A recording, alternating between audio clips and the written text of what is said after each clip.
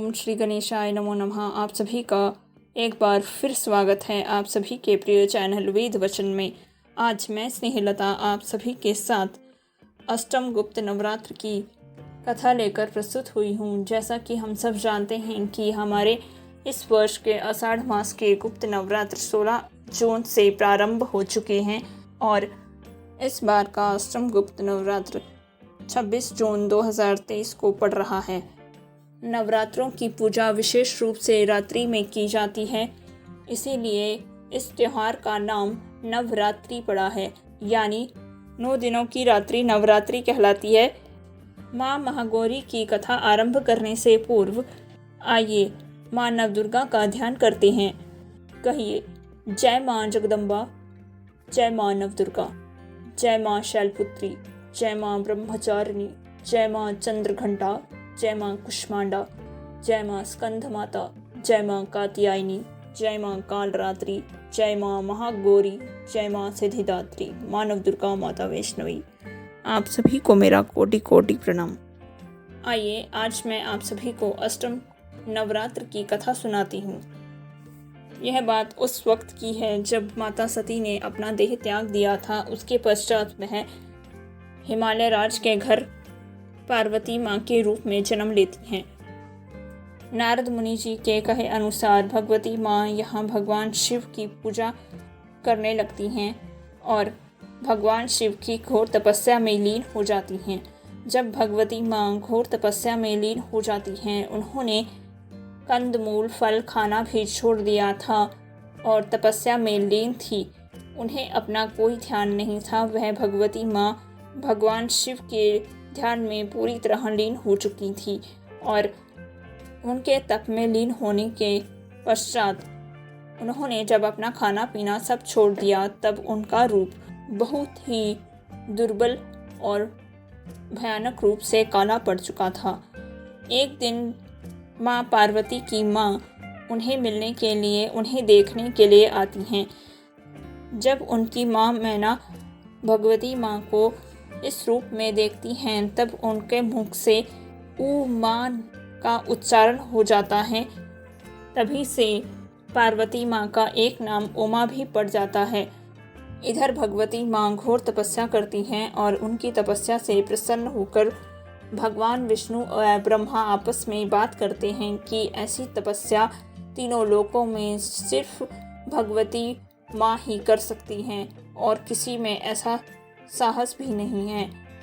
उनकी तपस्या को देखकर भगवान ब्रह्मा जी और भगवान विष्णु भगवान शिव के पास जाते हैं और उन्हें कहते हैं कि हे देवों के देव महादेव, धरती पर माता पार्वती आपकी घोर तपस्या कर रही हैं, अब आप उन्हें पत्नी रूप में स्वीकार कीजिए।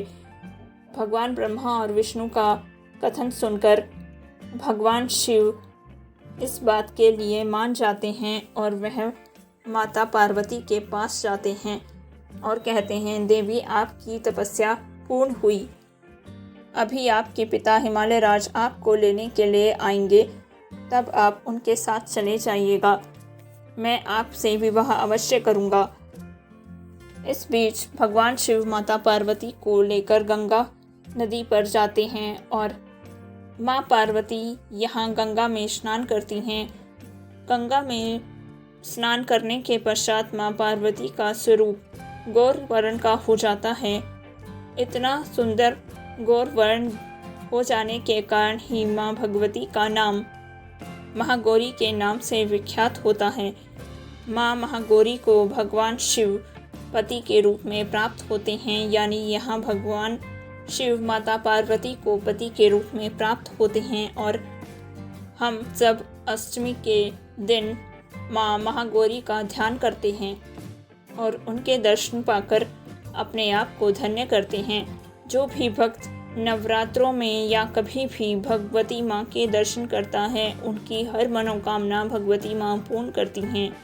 आजकल हम सोचते हैं कि हम मंदिर क्यों जाएं, पर आपको क्या पता है कि आप मंदिर जाते ही इसलिए हैं क्योंकि आपको वहां बुलाया जाता है। इस दुनिया में निवास करने वाले करोड़ों ही लोग ऐसे हैं जो जाना भी चाहें तब भी वह नहीं जा सकते। यानी यदि आपको मंदिर जाने का मौका मिल रहा है तो ये ना समझें कि आप मंदिर जा रहे हैं। इसका सीधा सीधा अर्थ यह है कि आपको भगवान से बुलावा आया है कि आप उनके दर्शनों के लिए आएं, तब आप उनके दर्शन कर रहे हैं। अपने आप को सौभाग्यशाली ज़रूर मानें, पर अपने आप में कभी अहम और अहंकार ना आने दें। भगवती माँ हर पल हर क्षण अपने बच्चों की रक्षा करती हैं, उनके हर मनोरथ को पूरा करती हैं। साथ ही कहती हैं, बच्चों अपने हर कार्य को सच्ची लगन व निष्ठा से करो, परंतु किसी भी कार्य के पूर्ण हो जाने पर अपने मन में किसी भी प्रकार का घमंड ना आने देना। जो भी मन निर्मल मन होता है, भगवती माँ बिना मांगे ही उसके हर काम पूर्ण कर देती हैं।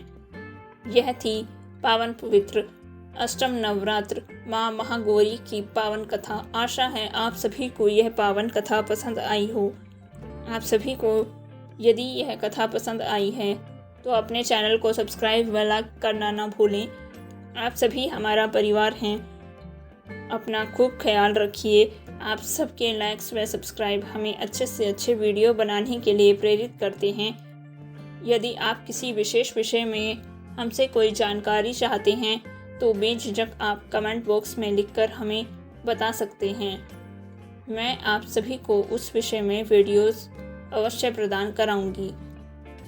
मैं प्रार्थना करती हूँ कि भगवती माँ महागौरी आप सभी की सभी मनोकामनाएं शीघ्र अतिशीघ्र पूर्ण करें और आपके सर पर अपना आशीर्वाद सदैव बनाए रखें। कहिए जय माँ जगदम्बा, जय माँ नवदुर्गा, जय माँ महागौरी, जय जय श्री राधे, सत्य सनातन धर्म की जय।